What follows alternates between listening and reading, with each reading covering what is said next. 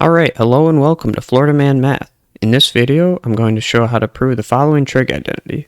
1 plus cotangent squared of theta equals cosecant squared of theta. So the way we start with this is by starting with the ancestor of most trig identities, which is sine squared theta plus cosine squared theta, always equals to 1. And to arrive at this identity, we want to divide both sides by the quantity sine squared of theta. And so the left-hand side of this sum can be broken up into sine squared of theta over itself plus cosine squared theta over sine squared theta. And the right-hand side stays the same. 1 over sine squared theta. So we can cancel sine squared theta over itself immediately to be left with the number 1.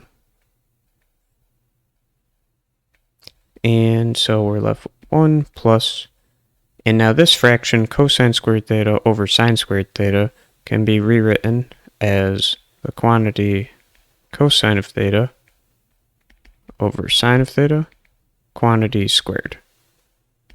This equals, similarly with this technique, 1 over sine squared theta is the same as 1 squared over sine squared theta.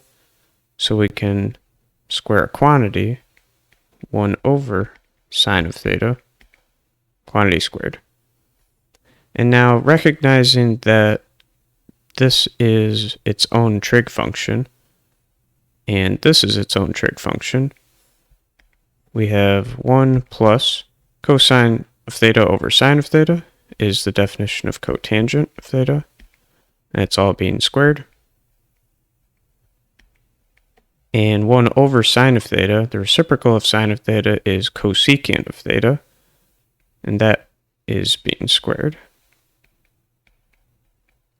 And so, bringing these exponents down to make it more concise, we have 1 plus cotangent squared of theta is equal to cosecant squared of theta. And with that, we've arrived at our target identity. Alright, if you like this video and you want more like it, please hit like and subscribe, and as always, thank you for watching.